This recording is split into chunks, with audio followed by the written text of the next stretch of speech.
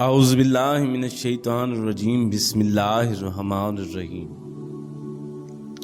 سفر کا مہینہ تھا۔ منگل کے دن میں کوفہ میں امیر المومنین علیہ السلام کے پاس بیٹھا ہوا تھا کہ باہر سے شور شرابے کی آوازیں سنائی دی۔ اس وقت آپ کا دقۃ القضاء پر بیٹھے لوگوں کے فیصلے کر رہے تھے۔ آپ نے مجھ سے فرمایا، عمار ذوالفقار لاؤ۔ میں نے ذوالفقار پیش کی۔ آپ نے ذوالفقار کو نیام سے نکال کر اپنے پاس رکھا اور فرمایا، عمار آج میں اہل کوفہ کے سامنے ایک عقدہ حل کروں گا جس سے اہل ایمان کی اطاعت اور مخالفین کے نفاق میں اضافہ ہوگا۔ جاؤ، جو لوگ دروازے پر کھڑے ہیں انہیں میرے پاس لاؤ۔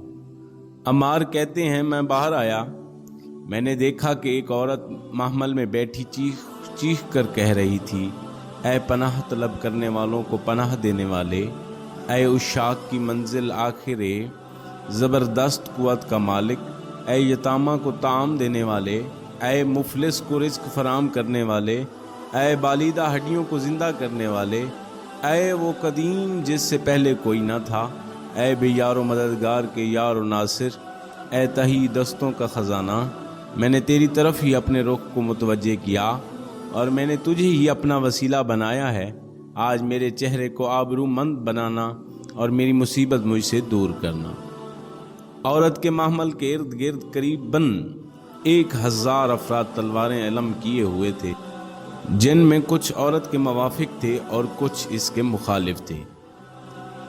میں نے ان لوگوں سے کہا، امیر المومنین تم لوگوں کو اندر بلاتے ہیں۔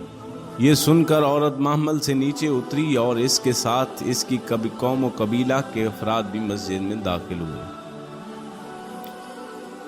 عورت حضرت امیر المومنین کی خدمت میں آئی اور اس نے عرض کی، مولا میں آپ کا قصد کر کے آئی ہوں، آپ میری پریشانی دور کریں، اور اللہ نے آپ کو اس کی قدرت عطا کی ہے۔ امیر المومنین حضرت علی علیہ السلام نے مجھے حکم دیا، عمار تم جا کر پورے کوفہ شہر میں یہ منادی کر دو کہ جس نے بھی امیر المومنین کا فیصلہ دیکھنا ہو تو مسجد میں آ جائے۔ میں نے کوفہ شہر میں یہ منادی کی، لوگ جوک در جوک مسجد میں جمع ہوئے اور لوگوں کے ازدحام کی وجہ سے مسجد میں دل دھرنے کی جگہ باقی نہ رہی۔ پھر آپ نے فرمایا، اہل شام اب تم اپنا مسئلہ بیان کرو۔ یہ سن کر ایک بزرگ کھڑا ہوا جس نے اتہمی چادر ادنی حلہ پہن رکھا تھا اور اس نے ریشمی امامہ سر پر باندھا ہوا تھا۔ اس نے کہا، اے کمزوروں اور مظلوموں کے ملجا و ماوی میرے مولا، یہ لڑکی میری بیٹی ہے۔ میں نے ابھی تک اس کی شادی نہیں کی، لیکن یہ حاملہ ہے۔ اس نے مجھے میرے قبیلے میں رسوا کر دیا ہے، جبکہ میں نے اپنے علاقہ اور قوم کا ایک معزز، سخی اور بہادر انسان ہوں۔ مہمانوں کے لیے میرے گھر میں ہمیشہ آگ روشن رہتی ہے اور میرے پاس پناہ لینے والا کبھی آج تک رسوا نہیں ہوا۔ اب اس مصیبت کی وجہ سے میں خود رسوا ہو چکا ہوں اور اس لڑکی نے مجھے منہ دکھانے کے قابل نہیں چھوڑا۔ آپ اس مسئلہ کو حل فرمائیں۔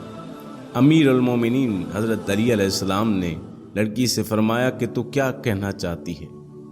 لڑکی نے کہا، مولا میرا باپ بالکل سچ کہتا ہے، میں کنواری ہوں، اور جہاں تک میرے باپ کی اس بات کا تعلق ہے کہ میں حاملہ ہوں تو خدا کی قسم میں نے آج تک خیانت نہیں کی، اور میں خدا کو شاہد بنا کر کہتی ہوں کہ میں نے کوئی جرم نہیں کیا، اور آپ جانتے ہیں کہ میں جھوٹ نہیں بول رہی، لہٰذا آپ سے میری درخواست ہے کہ خدا را میری مشکل آسان کریں اور مجھے بدنامی کے دلدل سے باہر نکالیں۔ امیر المومنین علیہ السلام نے منبر پر رونق افروز ہوئے اور فرمایا، حق آیا اور باطل چلا گیا، باطل ہمیشہ بھاگتا رہتا ہے۔ آپ نے فرمایا، کوفہ کی کسی دائی کو یہاں لایا جائے۔ ایک دائی جس کا نام لبنہ تھا، اسے مسجد میں لایا گیا۔ وہ کوفہ کی مشہور دائی تھی۔ آپ نے اس سے فرمایا، اس عورت کو حجاب میں لے جاؤ اور اس کا معائنہ کر کے ہمیں بتاؤ کہ یہ لڑکی حاملہ ہے یا نہیں۔ دائی نے اس لڑکی کا معائنہ کیا اور اس نے حضرت سے کہا کہ یہ لڑکی حاملہ ہے۔ حضرت نے فرمایا، اہل کوفہ، علم کے وہ دعوے دار کہاں ہیں جو میرے مقام اور منزلت کا دعویٰ کرتے ہیں؟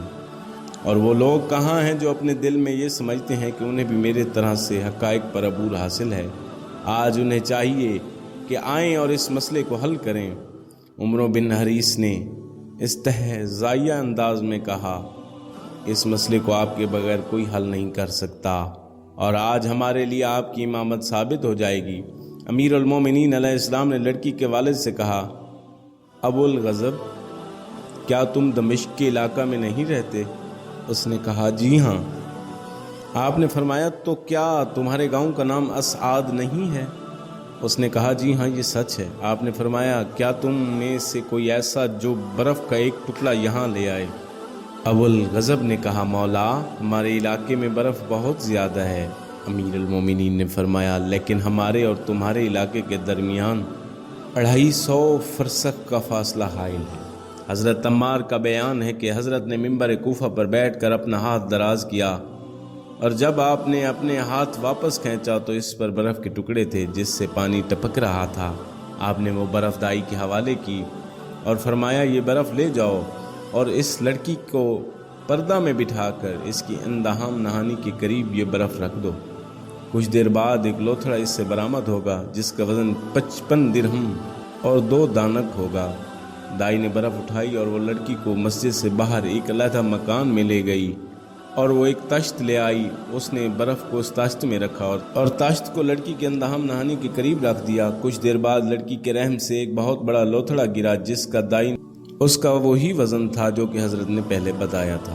دائی لڑکی کو لے کر امیر المومنین کے پاس آئی اور اس نے وہ لوتھڑا بھی آپ کے سامنے رکھا۔ آپ نے فرمایا، کیا تو نے اس کا وزن کیا تھا؟ دائی نے کہا، جی ہاں، اس کا وہی وزن ہے جو آپ نے فرمایا تھا۔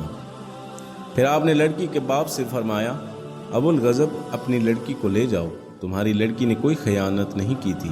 جب یہ 10 سال کی بچی تھی تو ایک جرثومہ اس کے پیٹ میں چلا گیا تھا، اور اسے وہاں مناسب ماحول ملا تو وہ اب تک وہاں پرورش پاتا رہا، اور آج وہ لوتھڑا بن کر باہر آ گیا ہے۔ لڑکی کا باپ خوش ہو کر اٹھا اور اس نے کہا، میں گواہی دیتا ہوں کہ ارحام میں جو کچھ ہے آپ اسے جانتے ہیں اور آپ کے دل کے پوشیدہ راز بھی جانتے ہیں۔